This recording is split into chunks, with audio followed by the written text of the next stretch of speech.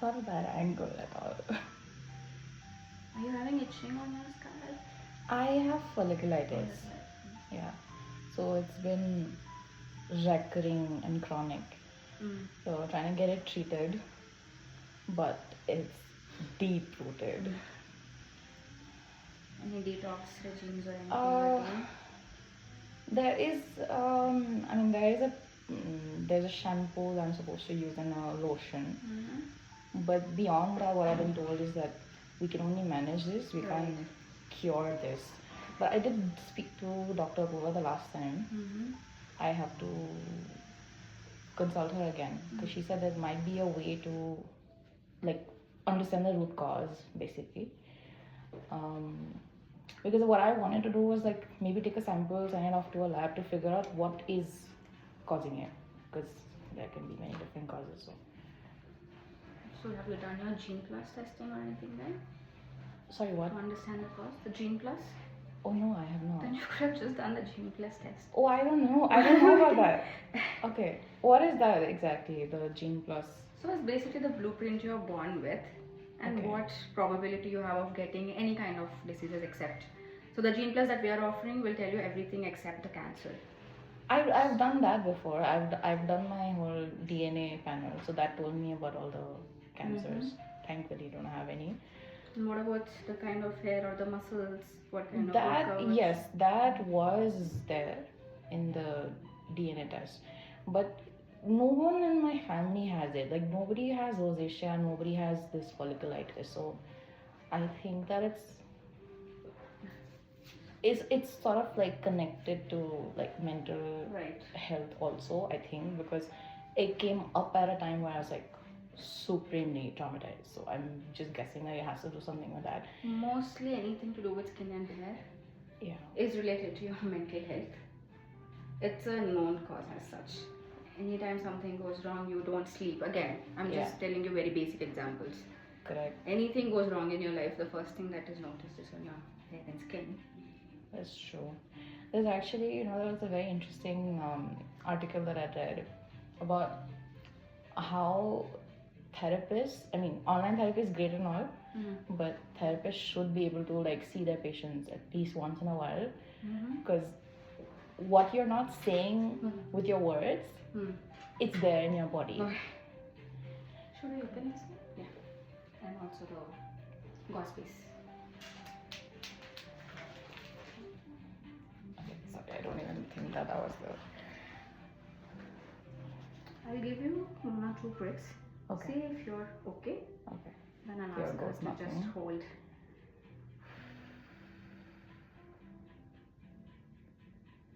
You're okay? I'm okay.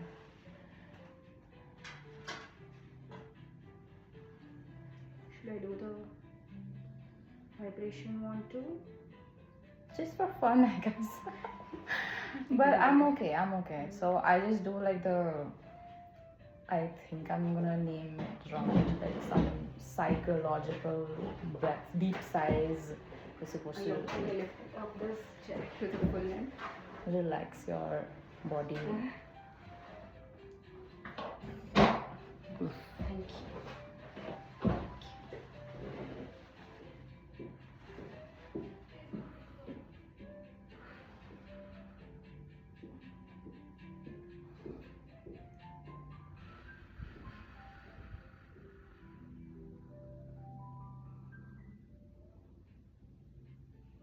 You've learned how to do breath work? Yeah, a little bit. So I learned some from my mom, some from this place called Thousand Petals here in Indranagar. Yeah, in Belgrade? No, not Belgrade, Indranagar. Yeah, and no, I think they do have other centers, but I think the main one is like in Indranagar. And then everything else. I thought Thousand Petals was like a spa.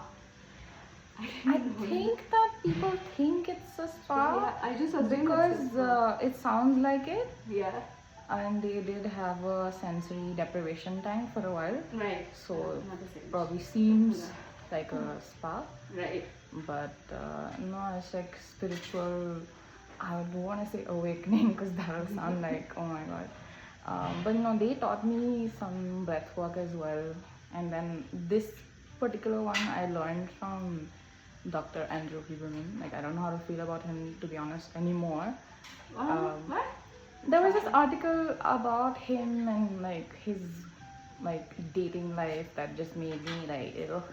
Because if I don't like a person's character, then it's very hard for me to like the person about like everything else just goes to bust, honestly. So I don't know, but it does help. Non-sleep, deep rest, basically Yog Nidra. So that's the technique that I use, like my go-to to calm down. Like inhale from your nose, release from your mouth, but like when you exhale, you like it's like you're blowing into like a thin pipe, and that really helps. Do you keep getting panic attacks and anxiety attacks too? I don't. I think I don't think I've ever had a panic attack. I have had anxiety. Like I used to get anxious about like the smallest things, and then I kind of realized that it didn't matter, but it took me a long time to realize that it didn't matter. Like for example, suppose I leave my charger somewhere and I don't have my phone charger and I'm panicking, like, oh my god, what am I gonna do? So, and that would really cause me to spiral, like something as stupid as that. Understood. And then I'm like, I can just borrow a charger. And if I can't borrow a charger, then I'll figure it out, some other way. Did you started journaling too? Oh, I used to when I was a kid, because I used to think that one day I'll get them published, and then I read them again and I'm like, no one's gonna publish this. But now as an adult, to help you with all of this, did you start journaling, or do you believe in that thought process? No, I do believe in it. I just feel like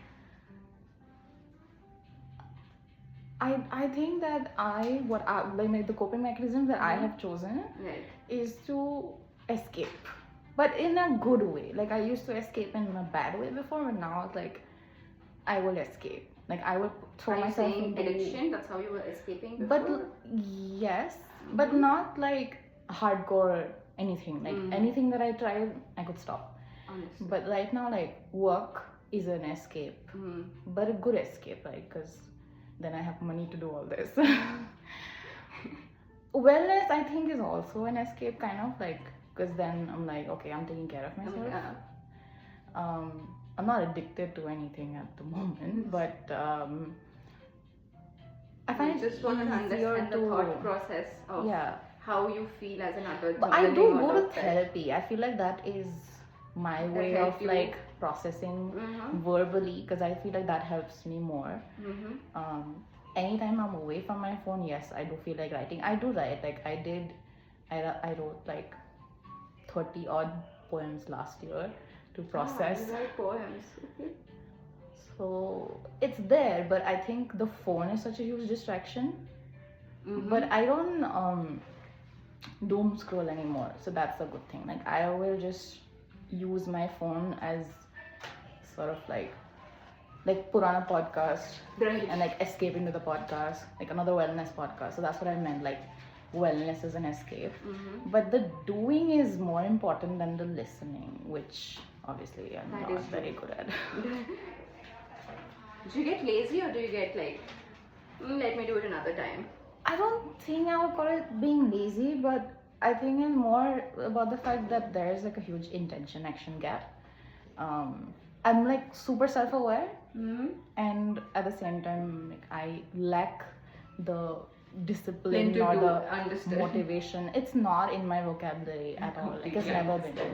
Like you know the things that need to change, but then. Yeah, I think that is exactly it. Like I know what has to happen, but yeah, again, mental health. So it's like, oh, I'm done. Oh, okay. That was super nice. Thank you so much. No worries.